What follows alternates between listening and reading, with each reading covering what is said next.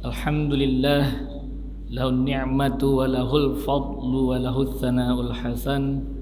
Salawatullahil barrir rahim wal malaikatil muqarrabin ala sayyidina Muhammadin thahal amin wa ala alihi wa sahbihi at-tayyibin at-tahirin. Amma ba'du, rabbi shrah li sadri wa yassir li amri wahlul 'uqdatam min lisani yafqahu qawli.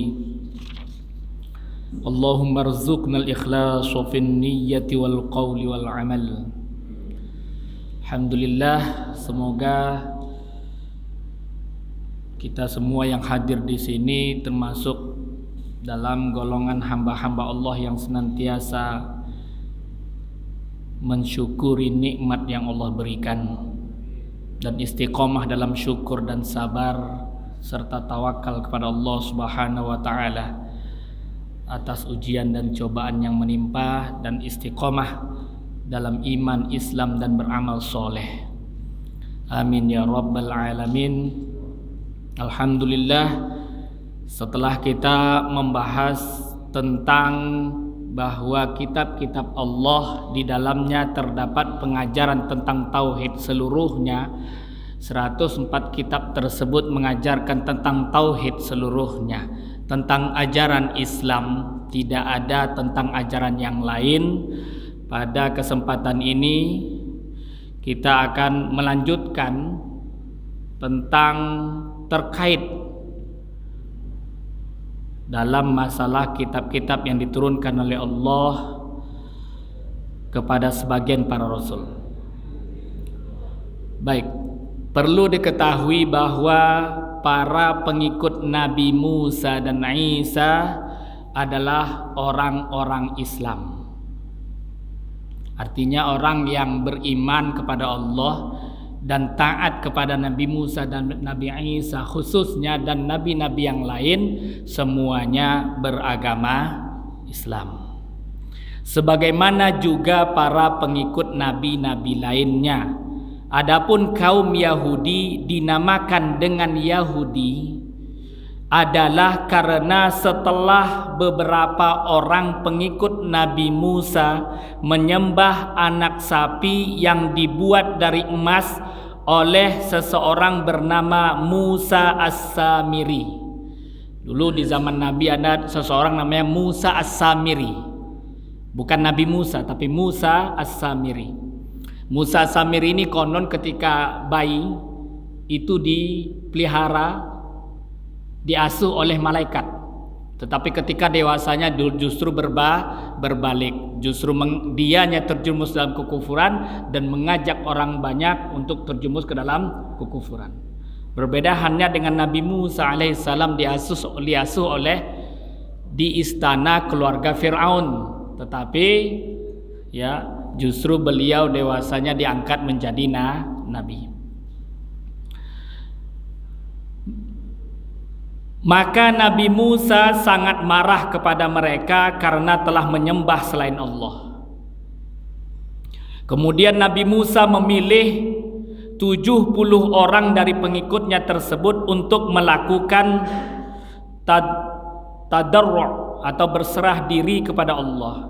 Lalu Nabi Musa dengan kepasrahannya yang total kepada Allah lalu memohon kepada Allah dengan mengatakan, disebutkan di dalam Al-Quran, Inna hudna ilaik, sesungguhnya ya Allah kami kembali bertaubat kepada Engkau.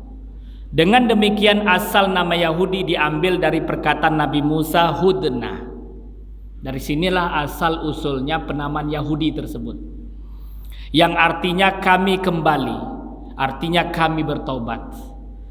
Nah, ketika Nabi Musa menerima wahyu selama 40 malam di sebuah tempat namanya Bukit Tursaina sebenarnya, Tursaina kalau bahasa kita Tursina.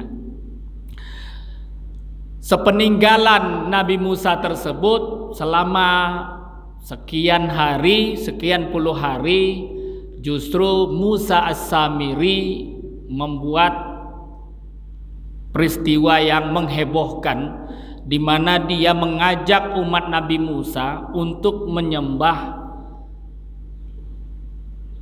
patung yang terbuat dari emas berbentuk binatang, yaitu berbentuk anak sapi. Ya, dan binatang ini konon bisa berbicara ketika itu. Nah, orang yang lemah imannya ketika itu banyak yang terjerumus dalam kekufuran, kemudian mereka menyembah patung ini. Sepulangnya Nabi Musa dari menerima wahyu di bukit Tursaina tersebut, Nabi Musa mendapati umatnya terjerumus ke dalam kekufuran, kemudian mengajak mereka kembali. Dan ketika itulah Nabi Musa berdoa kepada Allah dan mengatakan, Inna hudna ilaik.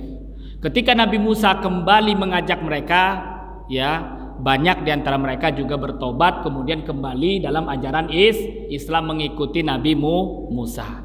Nah, mereka yang kembali mengikuti Nabi Musa itulah disebut dengan Yahudi. Artinya kembali ke dalam Islam, mereka kembali dalam ajaran Islam, bersyahadat, kemudian mengikuti Nabi Musa, taat kepada Allah dan Nabi Musa. Agamanya Islam. Mereka dinamakan Yahudi, yaitu mereka umat Nabi Musa yang kembali bertaubat kepada Allah setelah sekian lama mereka terjerumus ke dalam kekufuran dan kembali ke dalam Islam dengan mengucapkan 2 kalimat syahadat. Asal usul penamaan Yahudi. Kita lanjutkan. Sementara kaum Nasrani dinamakan dengan Nasrani adalah karena orang-orang Muslim dari pengikut Nabi Isa dahulu merupakan orang-orang yang membela Nabi Isa dalam menegakkan agama Islam yang dibawa olehnya. Nah, mereka-mereka yang membela Nabi Isa, yaitu membela agama Allah, ya, mereka disebut dengan Ansarullah. Mereka yang membela agama Allah, membantu Nabi Isa dalam berjuang, disebut dengan Ansaru Isa. Sebagaimana umat Nabi Muhammad, penduduk asli Madinah, senantiasa membela Nabi dan umat Islam yang muhajirin dari Mekah, mereka disebut dengan kaum Ansor. Mereka disebut dengan kaum Ansor. Begitu juga pengikut Nabi Isa, ya, mereka disebut dengan Ansaru Isa. Tentang hal ini Allah berfirman, falamma ahassa Isa minhumul kufur qala man ansari ila Allah qala al hawariyuna nahnu ansarullah amanna billahi washhad bi anna muslimun. Surah Ali Imran ayat 52. Maka tatkala Nabi Isa mengetahui keingkaran Bani Israel, ia berkata, siapakah yang akan menjadi penolong-penolongku untuk menegakkan agama Allah? Jadi Ansarullah itu artinya bukan penolong-penolong Allah, tapi Ansaru dinillah. Ada kata yang mahzuf di situ. Jadi itu dari segi bahasa Arab, ya. Sama dengan kalau kita mengatakan Baitullah, maksudnya rumah yang dimuliakan Allah. Ya, begitu juga halnya dengan Ansarullah, adalah penolong-penolong dinillah, agama Allah, yaitu penolong agama Islam. Para sahabat setianya yang disebut dengan Al-Hawariyun, ya, jumlahnya berapa orang? 12 orang. Mereka murid-murid Nabi Isa. Mereka menjawab, kami adalah penolong-penolong agama Allah. Kami beriman kepada Allah, dan saksikanlah wahai Nabiullah Isa, itu maksudnya, bahwa kami adalah orang-orang Islam. Apa kata mereka? Kami orang-orang Islam. Washhad wa bi anna muslimun. Orang Islam, pengikut Nabi Isa. Dari sini dapat ditarik kesimpulan bahwa para pengikut Nabi Musa dahulu yang mendapat sebutan nama Yahudi dan pengikut Nabi Isa dahulu yang mendapat sebutan nama Nasrani, bahwa pada awal mulanya mereka adalah orang-orang Islam. Awal mulanya, yaitu ketika mereka masih setia mengikuti ajaran-ajaran Islam yang dibawa Nabi Musa dan Nabi Isa sendiri. Hanya saja beberapa ratus tahun kemudian setelah Nabi Musa wafat dan setelah nama Yahudi melekat pada diri mereka, banyak dari mereka yang kemudian menyeleweng dari ajaran-ajaran Nabi Musa sendiri. Tapi penamaan Yahudinya masih nempel. Dan pengikut Yahudinya bukan lagi orang Islam yang hidup semasa di zaman Nabi Musa. Nama Yahudinya masih nempel. Hingga akhirnya Yahudi dijadikan sebagai nama agama mereka. Demikian pula yang terjadi dengan pengikut Nabi Isa setelah lewat sekitar 300 tahun dari diangkatnya beliau oleh Allah ke langit. Banyak dari para pengikut Nabi Isa tersebut yang dengan menyandang nama Nasrani telah menyeleweng dari ajaran Nabi Isa sendiri. Dan persisnya setelah sekitar 500 tahun kemudian, orang-orang yang mengaku sebagai pengikut Nabi Isa ini semuanya telah menyeleweng dari ajaran yang dibawa Nabi Isa. Tidak ada seorang pun di antara mereka yang mengikuti ajaran Nabi Isa dengan benar. Karenanya setelah lewat 500 tahun tersebut, tidak ada seorang pun dari mereka yang muslim. Jadi setelah Nabi Isa diangkat, jadi Nabi Isa belum wafat hingga sekarang. Sampai nanti di akhir zaman, salah satu tanda hari kiamat besar. Ya, setelah nanti keluar Dajjal, sekian lama Allah turunkan Nabi Isa. Masih hidup sampai sekarang. Berarti ketika beliau diangkat, beliau masih hidup. Berada di langit kedua, Nabi Isa. Nah, setelah beliau diangkat, sekitar 300 tahun diangkatnya beliau ke langit, banyak dari pengikut Nabi Isa ini yang menyandang nama Nasrani tapi menyeleweng dari ajaran Nabi Isa. Berlalu waktu sekitar setelah 300 tahun. Kan jarak setelah diangkatnya Nabi Isa hingga diutusnya Nabi Muhammad itu 600 tahun. Jadi dari 300 tahun ke atas, dari 300 tahun mulainya sudah ada yang menyeleweng dari ajaran Nabi Isa, tapi mereka tetap masih menyandang nama Nasrani. Lalu setelah 500 tahun berlalu, ya, di muka bumi ini tidak ada yang Islam, semuanya kafir. Setelah 500 tahun setelah diangkatnya Nabi Isa. Lalu setelah 600 tahun diutusnya Nabi kita Muhammad sallallahu alaihi wasallam, ketika beliau diutus pada umur 40 tahun, tidak ada satu pun di muka bumi ini yang Islam kecuali hanya beliau. Subhanallah. Ya, begitu dahsyatnya, begitu sulitnya beliau ketika itu berdakwah dalam Islam. Nah, kalau kita berdakwah di kalangan orang Islam, masih banyak orang Islam. Beliau berdakwah di kalangan orang-orang non-Islam seluruhnya. Beliau awali dari keluarga Nabi kita Muhammad sallallahu alaihi wasallam, istri beliau dan seterusnya. Kita lanjut. Maka sebelum kemudian Nabi Muhammad diutus oleh Allah sebagai Rasul, secara praktis saat itu tidak ada lagi seorang Muslim di atas muka bumi ini.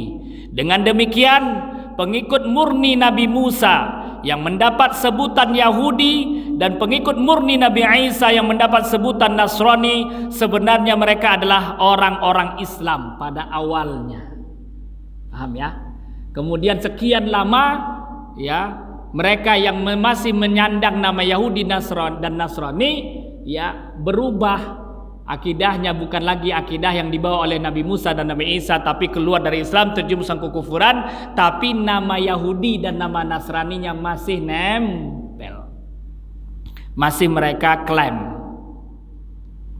Hanya saja ketika sebagian dari mereka atau generasi-generasi setelah mereka menjadi orang-orang kafir kepada Allah, sebutan tersebut masih melekat pada mereka hingga mereka lebih dikenal dengan nama Yahudi dan Nasrani. Karena itu Ahlul Kitab yaitu orang-orang Yahudi dan orang-orang Nasrani yang mengaku sebagai pengikut ajaran kitab At-Taurat dan kitab Injil, namun mereka menyeleweng dari keduanya. Mereka semua adalah orang-orang kafir kepada Allah. Tentang hal inilah Allah Subhanahu wa taala berfirman, "Ya ahlal kitabi lima takfuruna bi ayatillahi wa antum tashhadun."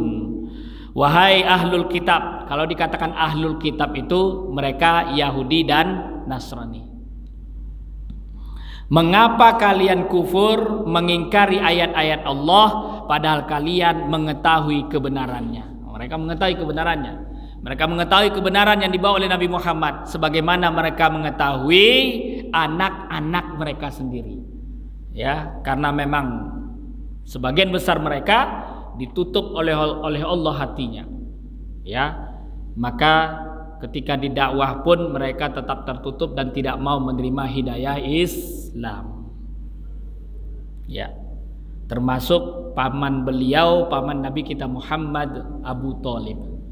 Hingga wafat, hingga meninggal dunia, meninggal dalam keadaan kufur, tidak mendapatkan hidayah. Ya, namun daripada itu Rasulullah melakukan secara zahir, beliau tetap berusaha mengajak pamannya ini untuk masuk Islam. Sampai pamannya sakit sebelum meninggal, diajak juga untuk masuk Islam, walaupun tidak semudah membalikkan telapak tangan. Kapan beliau kemudian tidak melanjutkan mengajak pamannya untuk masuk Islam? Setelah turun wahyu. Setelah turun wahyu, kemudian Rasulullah lalu keluar dari ruangan tersebut, karena beliau tahu bahwa wahyu tersebut menunjukkan bahwa pamannya tidak diberikan hidayah oleh Allah sampai meninggal. Oke. Dalam beberapa kitab tentang sejarah hidup Rasulullah, sirah nabawiyah, diterangkan bahwa Rasulullah menyeru ahlul kitab untuk masuk ke dalam Islam. Ini artinya bahwa mereka adalah orang-orang kafir, karena Rasulullah tidak akan mengajak orang-orang Islam untuk masuk ke dalam Islam kembali. Baik, kita lanjut. Ya, kita kalau bisa selesai pertemuan akan datang kita berbicara tentang iman yang selanjutnya, yaitu iman dengan para rasul. Makna Al-Qur'an sebagai kalam Allah. Ya, kita kenal semua, kita tahu bahwa Al-Qur'an adalah kalam Allah, firman Allah. Tapi apa maksudnya Al-Qur'an secara umum yang maknanya firman Allah tersebut? Ketika kita katakan Al-Quran kalam Allah atau firman Allah, maka dalam pemaknaannya terdapat dua pengertian. Ketika kita katakan Al-Quran firman Allah, Al-Quran kalamullah, itu mengandung dua pengertian, dua makna. Makna yang pertama, Al-Quran dalam pengertian lafaz-lafaz yang diturunkan, yang ditulis dengan tinta di atas lembaran-lembaran kertas, al-maktub bainal masahif, yang dibaca dengan lisan dan dihafalkan di dalam hati.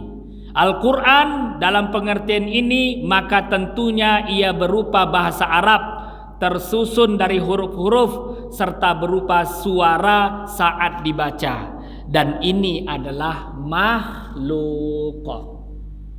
Ya, jadi pengertian pertama ini, ketika kita mengatakan Al-Quran kalam Allah, firman Allah, pengertian yang pertama adalah merupakan lafaz yang diturunkan kepada Nabi Muhammad oleh malaikat Jibril. Sudah berupa lafaz yang dinukil oleh malaikat Jibril dari Al-Lauhul Mahfuz. Di Lauhul Mahfuz sudah berupa lafaz, sudah berupa tulisan bahasa Arab, ada huruf, ya, ada kalimat, ada bahasa. Kemudian diturunkan kepada Nabi Muhammad. Nah, Al-Quran yang diturunkan kepada Nabi Muhammad berupa lafaz ini adalah makhluk, dan ini berupa huruf, berupa bahasa Arab, ya, ditulis dengan tinta di atas kertas. Kalau ini kata-kata makhluk, paham ya? Kalau ini makhluk, itu pengertian yang pertama. Namun pada pengertian pertama ini tetap kita katakan ini firman Allah juga, walaupun itu makhluk. Ketika kita katakan ini firman Allah, apa maksudnya, maknanya? Maksudnya, kan selalu kita katakan Allah berfirman. Apa maksudnya? Ketika kita katakan Allah berfirman yang merupakan tertulis di atas kertas ini, maksudnya apa? Ini adalah ungkapan dari firman Allah. Ya, ketika kita katakan ini firman Allah, maksudnya apa? Yang tertulis di atas kertas berupa bahasa Arab ini adalah firman, ungkapan dari firman Allah. Bukan kalam Allah yang sesungguhnya, tetapi ini hanya ungkapan dari kalam Allah, ungkapan dari firman Allah. Dulu pernah kita sampaikan, ketika saya tulis kalimat Allah di dinding, tertulis kalimat Allah, benar-benar tertulis. Kemudian saya bertanya, ini apa? Kita katakan Allah, benar?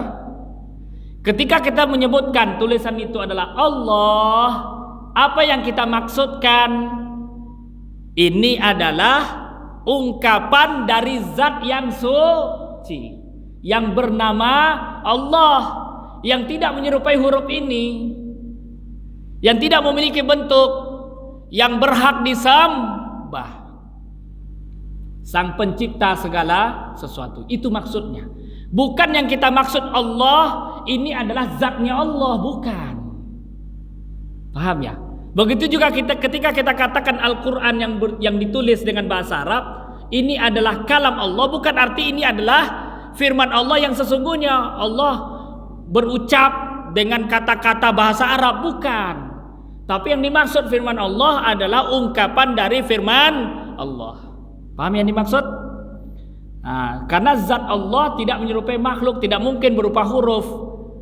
Ya, makanya ketika kita katakan ini Allah, pengertiannya ini ungkapan dari zat yang suci, yang bernama Allah, yang berhak disembah, yang tidak menyerupai huruf ini, tidak menyerupai makhluknya. Ini untuk sebutan pertama, pengertian pertama ketika kita mengatakan Al-Quran firman Allah. Pengertian yang kedua, dalam makna Al-Quran dalam pengertian kalam Allah Az-Zati, yaitu pengertian yang kedua ini adalah kalam Allah yang zati, yang merupakan sifat kalamnya Allah, yang bukan berupa huruf, bukan suara, bukan bahasa, bukan makhluk. Ya, yaitu sifat yang menetap pada Allah. Nah, sifat ini bukan zat Allah, bukan juga selain zat Allah. Paham ya? Artinya sifat ini yang menetap pada zatnya. Ya, namun sifat zatnya Allah tidak sama dengan sifat makhluknya. Baik, sebelum kita masuk ke sana. Baik, kali itu mengkaji sifat 20-nya. Ya, nggak apa-apa, pelan-pelan dulu. Artinya dalam pengertian salah satu sifat Allah yang wajib kita yakini, yaitu sifat Al-Kalam. Sifat kalam Allah ini sebagaimana seluruh sifat-sifat Allah lainnya tidak menyerupai makhluk. Sifat kalam Allah tanpa permulaan dan tanpa penghabisan, serta tidak menyerupai sifat kalam yang ada pada makhluk. Sifat kalam pada makhluk berupa huruf-huruf, suara dan bahasa. Adapun kalam Allah bukan huruf, bukan suara dan bukan bahasa. Oke. Kita mensifati Allah sebagaimana Allah mensifati zatnya di dalam Al-Quran, di dalam hadis, gitu ya, yang disebutkan oleh Nabi di dalam hadis. Karena sifat Allah sifatnya tauqifi, gitu ya, tidak bisa dibuat-buat, dimunculkan sendiri atau melalui ijma'nya para ulama tentang bahwa itu adalah sifat Allah. Ya, tidak bisa kita memunculkan sendiri walaupun itu bagus kemudian dinisbatkan kepada Allah, tidak bisa. Ya. Misalnya ada yang mengatakan Allah itu hebat. Nah, kalimat hebat itu muncul sendiri dari mana? Ya, kita ambil salah satu sifat Allah saja, Allah Maha Kuasa, gitu. Nah, kalimat hebat sendiri tidak disebutkan di dalam Al-Quran ataupun hadis. Maka itu yang disebut tauqifi, nggak bisa dimunculkan sendiri. Tetapi sudah tetap disebutkan dalam Al-Quran dan disebutkan oleh Nabi kita Muhammad Sallallahu Alaihi Wasallam. Seperti sifat kalam Allah, sifat melihatnya Allah, sifat mendengarnya Allah. Ini semuanya terdapat dalam Al-Quran, semuanya terdapat dalam hadis. Tetapi ketika Allah mensifati zatnya memiliki sifat kalam, mendengar, melihat, tidaklah sama dengan sifat kalam, sifat melihat, dan sifat makhluk, sifat mendengarnya makhluk. Ketika kita katakan kalam Allah, Allah memiliki sifat kalam, ya wajib hukumnya kita imani Allah memiliki sifat kalam. Ya, Allah maha berfirman, namun kalamnya Allah tidaklah sama dengan kalamnya makhluk. Kalau manusia berkalam atau berbicara itu dengan huruf keluarnya, dengan suara, dengan bahasa, bisa bahasa Arab, bisa bahasa non Arab, ya, dengan mulut, dengan alat, dengan lidah. Itu sifat kalamnya manusia, sifat kalamnya makhluk. Sedangkan Allah, sifat kalamnya Allah tidak sama dengan makhluk, hanya penamaannya sama, dalam tulisannya sama-sama disebut dengan memiliki sifat kalam. Tapi ketika kita katakan sifat kalamnya Allah tidak sama dengan kalamnya makhluk. Kalamnya Allah bukan berupa huruf, suara dan bahasa, bukan dengan mulut, lidah atau alat yang lain.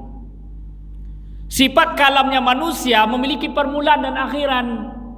Ketika saya berbicara bismillah, saya mulai dari bismillah, saya akhiri kalimat saya dengan kalimat Allah, benar?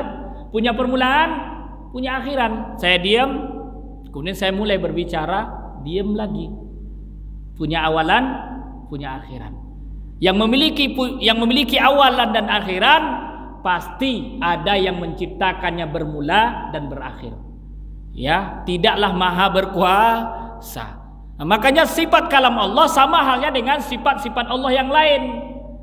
Sebagaimana sifat-sifat Allah yang lain tidak punya permulaan, tidak punya akhiran, begitu juga halnya sifat kalam Allah. Kalau ada orang menisbatkan bahwa Allah berbicara atau berkalam dengan huruf, dengan suara, dengan bahasa, berarti menisbatkan sifat kalam Allah punya permulaan, punya akhiran. Bismillah terdiri dengan huruf, terdiri dari huruf di dalamnya, benar? Ada huruf ba, ada huruf sin, ada huruf mim, ada huruf alif, lam, ha. Ya, satu sama lain terpisah, punya akhiran, punya awalan. Dan itu mustahil bagi Allah. Kalau seandainya ada orang mengatakan Allah berbicara dengan bahasa Arab, berarti menyerupai Allah dengan banyak makhluknya. Berapa banyak orang berbicara bahasa Arab? Berarti dia menyerupai Allah dengan semua orang yang berbicara bahasa Arab. Jangankan banyak serupa, satu serupa saja ada orang yang menyerupakan Allah dengan satu serupa saja, dia sudah mendustakan Al-Quran. Dia sudah merusak iman dan Islamnya. Karena Allah menegaskan dalam Al-Quran, di antaranya firman Allah dalam surah Asy-Syura ayat 11, laisa kamitslihi syai'. Kemudian Allah menyebutkan wa huwas samiul basir. Kenapa setelahnya wa huwas samiul basir Allah awali kalimat ini dengan laisa kamitslihi syai', baru wa huwas samiul basir? Maksudnya apa? Bahwa Allah punya sifat sama dan basor, mendengar dan melihat, tetapi basor dan samanya Allah laisa kamitslihi syai'. Itu dia. Ya, ini ditegaskan di sini sangat tegas. Makanya para ulama kita ketika berbicara tentang tauhid, tentang iman kepada Allah, sering sekali dan tidak pernah mereka lupakan ayat laisa kamitslihi syai'. Tapi bukan artinya bahwa dalil dalam Al-Quran tentang Allah tidak menyerupai makhluk, sifat-sifat Allah tidak sama dengan sifat makhluk, ini satu-satunya dalil. Bukan, banyak dalil yang lain. baik dalam Al-Quran, dalam hadis, bahkan ditegaskan oleh ulama menjadi ijma'ul ulama. Kalau sudah ijma' tidak boleh ada yang bertentangan dari itu. Kalau ada orang bertentangan dari ijma', berarti dia di luar dari ajaran Islam. Apa kata Rasulullah? La yajma'u ummati ala dolalah. Umatku, yang dimaksud oleh umat di sini bukan manusia biasa. Umat yang di sini adalah al ulama fil ummah. Ulama-ulama di antara umat Nabi, ya, dari kalangan ulama ahlus sunnah wal jamaah, baik dari kalangan ulama mujtahidin, ulama mufassirin, muhadditsin, dan yang lain sebagai nahwi dan seterusnya. Mereka semua sepakat bahwa sifat kalam-kalam Allah tidak sama dengan kalamnya makhluk. Sifat-sifat Allah tidak sama dengan sifatnya makhluk. Zatnya Allah tidak sama dengan zatnya makhluk. Tidak sama dengan makhluknya. Di sini ditegaskan laisa kamitslihi syai'. Kalau ada orang mengatakan laisa kamitsli syai', dia Allah tidak menyerupai makhluk. Kemudian lalu dia mengatakan huwa samiul basir, kemudian Allah mendengar dengan telinga, melihat dengan mata katanya. Berarti orang ini enggak paham dengan tafsiran makna ayat Al-Qur'an. Walaupun dia hafal Quran 30 juz, enggak bermanfaat baginya. Ketika dia menyerupai Allah, semua amal ibadahnya Al-Quran 30 juznya sirna semua. Orang bisa selamat ketika dia tauhidnya benar walaupun tidak hafal Quran, kecuali baca Al-Fatihah misalnya. Tetapi orang belum tentu selamat hafal Quran tapi akidahnya salah. Kalau di akhir hayatnya dia berada dalam akidah yang enggak benar itu tadi, menyerupai Allah, yusabbihullah bi khalqih, yang memahami keyakinan tasbih dan tajsim, menyerupai Allah dengan makhluknya, seperti yang mengatakan duduk, Tuhannya duduk dan sembahyang di atas arsy. Ini salah satu menyerupakan Allah dengan makhluk. Walaupun hafal 30 juz, semua amal ibadahnya termasuk hafalannya, kalau meninggal dalam keadaan itu tidak bermanfaat sama sekali. Ini yang dibicarakan oleh para ulama dalam kitab-kitab mereka, yang mungkin di zaman sekarang sulit sekali kita menemukan kitab-kitab itu. Ya, banyaknya di pesantren-pesantren kitab seperti itu. Karena kadang-kadang sebagian orang, apalagi yang udah modern, kitab-kitab kuning itu sudah gak dilirik lagi. Padahal di dalam kitab-kitab ini banyak sekali pembahasan-pembahasan tentang itu. Ada juga yang melirik tapi kadang-kadang belajarnya sekilas. Ya, seperti angin lewat saja, setelah itu lupa. Dan itu terbukti memang beberapa orang seperti itu. Dulu teman saya 6 tahun belajar kitab kuning. Ketika dijelaskan tentang tauhid ini baru dia ingat, oh iya ya dulu saya pernah belajar. Kemudian dia buka lagi kitabnya. Oh ya ini dia. Allah bukan jisim, bukan hajam, Allah bukan benda dan tidak boleh disifati dengan sifat benda. Lengkap semuanya itu di hasyiahnya itu. Ya, subhanallah. Baik, kita lanjut. Jadi wajib kita imani mendengarnya Allah, wajib. Allah Maha mendengar, tapi tidak bisa dibayangkan, bukan dengan telinga, bukan dengan alat. Allah Maha melihat, bukan dengan mata, bukan dengan bantuan cahaya, bukan dengan alat, tanpa dibayangkan. Justru ketika kita meyakini Allah Maha melihat, Maha mendengar tanpa dibayangkan dan tidak menyerupai dengan makhluknya, itu yang disebut dengan iman. Jadi tidak dikatakan orang beriman itu mencari-cari zat Allah. Tidak dikatakan orang beriman itu mencari-cari, ya, sehingga menyimpulkan bahwa katanya Allah itu melihat, kemudian dibayangkan berbentuk, mendengar dibayangkan seperti kuping dan sebagainya. Bukan seperti ini. Justru ketika kita mengakui bahwa kita tidak bisa membayangkan Allah, tidak bisa memikirkan zat Allah, tidak bisa membayangkan sifat Allah, tapi kita imani Allah punya sifat-sifat tersebut sebagaimana disebutkan di dalam Al-Quran dan hadis Nabi kita Muhammad sallallahu alaihi wasallam, kita imani tanpa membayangkan dan tanpa menyerupainya dengan makhluk. Itulah yang disebut dengan iman. Apa yang kita kaji selama ini itu kita mengkaji tentang makhluk, bukan mengkaji tentang zatnya Allah. Bukan mengkaji tentang detailnya sifatnya Allah, bukan. Kita mengkaji tentang makhluk untuk kita imani bahwa zat Allah tidaklah sama dengan makhluk tersebut. Untuk mengimani bahwa Allah punya sifat-sifat dan sifatnya Allah tidak sama dengan sifat makhluk tersebut. Itu dia. Jadi sebagaimana sifat-sifat Allah yang lain tidak punya permulaan, tidak punya akhirat, tidak sama dengan makhluk, begitu juga sifat kalamnya Allah. Ya, jadi tidak benar kalau ada yang mengatakan Allah berbicara dengan bahasa Arab. Tidak benar. Ya, yang benar itu penduduk surga berbicara dengan bahasa Arab. Itu baru benar. Makanya Rasul mengatakan ahibbul araba li thalathin, cintailah Arab, bahasa Arab, karena 3 perkara kata Rasul. Li'anni arabi, karena saya orang Arab. Alasan yang kedua, li'annal qur'ana arabi, karena Al-Quran bahasa Arab.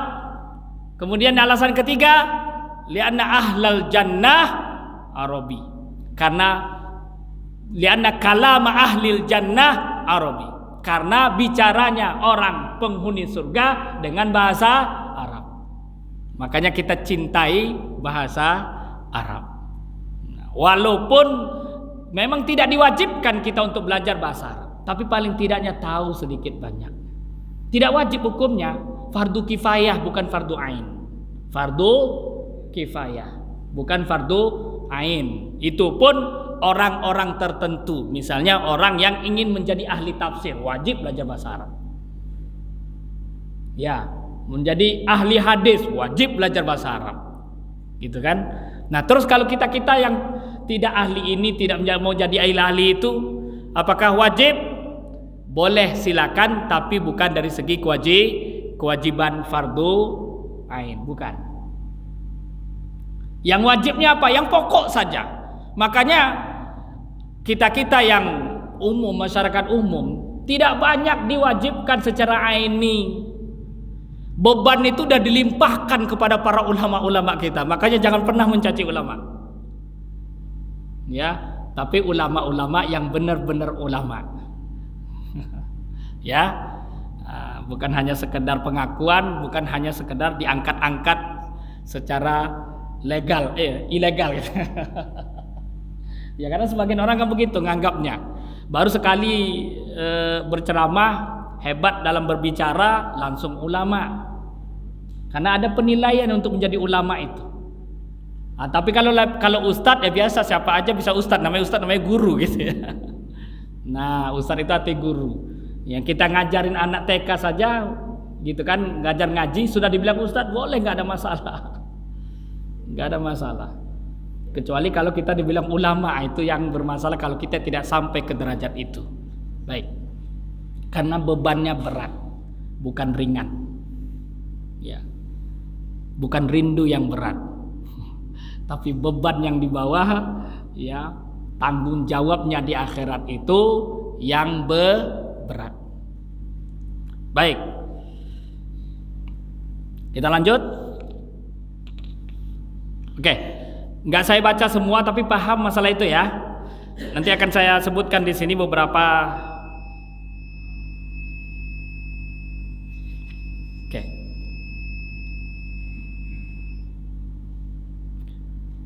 Sedikit ya, sedikit lagi. Di antara dalil lainnya yang menguatkan bahwa al-kalamuz dzati, kalam Allah yang sesungguhnya bukan berupa huruf, bukan suara dan bukan bahasa adalah firman Allah dalam Al-Quran suratul An'am, wa huwa asra'ul hasibin, dan dia Allah yang menghisap paling cepat. Pada hari kiamat kelak Allah akan menghisap seluruh hambanya dari bangsa manusia dan jin. Perhatikan, di hari kiamat Allah akan menghisap seluruh hambanya dari kalangan manusia dan jin. Allah akan memperdengarkan kalamnya kepada setiap orang dari mereka, dan mereka akan memahami dari kalam Allah tersebut pertanyaan-pertanyaan tentang segala apa yang telah mereka kerjakan, segala apa yang mereka katakan, dan apa yang mereka yakini ketika mereka hidup di dunia. Kalau seandainya Allah berbicara dengan huruf dan suara dan bahasa, kemudian menyampaikan pertanyaan kepada seluruh makhluk manusia dan jin yang begitu banyak jumlahnya, pertanyaan tentang perbuatan mereka, tentang keyakinan mereka, tentang perkataan mereka, satu persatu, nggak selesai-selesai, berarti tidak dikatakan Allah itu yang paling cepat menghisap, tapi yang paling lambat kalau seandainya Allah berbicara dengan huruf dan bahasa. Tetapi buktinya dalam Al-Quran Allah menyebutkan wa huwa asra'ul hasibin, Allah yang paling cepat menghisap di hari kiamat.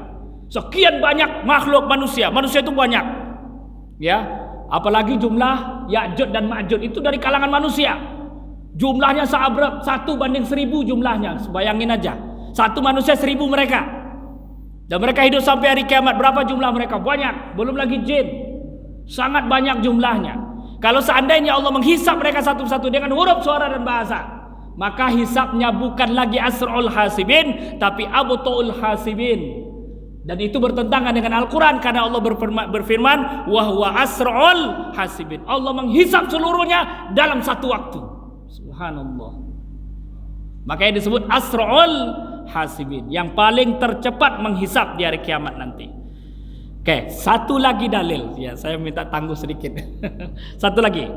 Ya, Rasulullah bersabda, "Ma minkum min ahadin illa sayukallimuhu rabbuhu yaumal qiyamati laisa bainahu wa bainahu turjuman." Setiap orang akan Allah perdengarkan kalamnya yang azali, yang abadi kepadanya, menghisapnya pada hari kiamat, tidak ada penterjemah antara dia dengan Allah. Ketika Allah menghisap dalam satu waktu, semuanya paham dan semuanya tahu apa yang ditanyakan. Mereka diperdengarkan kalam Allah yang bukan berupa huruf, suara dan bahasa. Karena kalau berupa huruf, suara dan bahasa, kita dengarin dulu, mikir dulu, jawab kemudian, ya, itu bukan asrul hasibin, tapi abtul hasibin. Tidak ada penterjemah satu sama lain. Ya, satu sama lain, ada yang bisa berbicara, ada yang berbicaranya ini bicara berapa bahasa di dunia ini. Semuanya paham ketika mendengar, diperdengarkan kalam Allah, diperdengarkan. Mereka diperdengarkan kalam Allah yang bukan huruf, suara dan bahasa. Dalam satu waktu, dihisap dalam satu waktu seluruhnya yang jumlahnya sangat banyak itu. Ini bukti dalil bahwa kalam Allah bukan berupa huruf, bukan berupa suara, bukan berupa bahasa. Tetapi ingat, bukan satu-satunya dalil, dalilnya banyak, ya, tapi saya cukupkan dengan 2 dalil itu. 1 ayat Al-Quran, 1 hadits Nabi Muhammad sallallahu alaihi wasallam. Oke. Baik, barakallahu fikum. Insyaallah akan datang saya akan menjelaskan tentang iman kepada para rasul, tapi mungkin sedikit tentang, mungkin 5 menit nantinya saya akan berbicara tentang kalam Allah sedikit, karena ada beberapa yang ketinggalan. Baru setelah itu kita lanjutkan tentang iman kepada para rasul. Barakallahu fikum, mudah-mudahan bermanfaat. Jazakumullahu khairan katsira, jazakumullahu ahsanal jaza, wabillahi taufiq wal hidayah, wal afu minkum, wassalamu alaikum warahmatullahi wabarakatuh.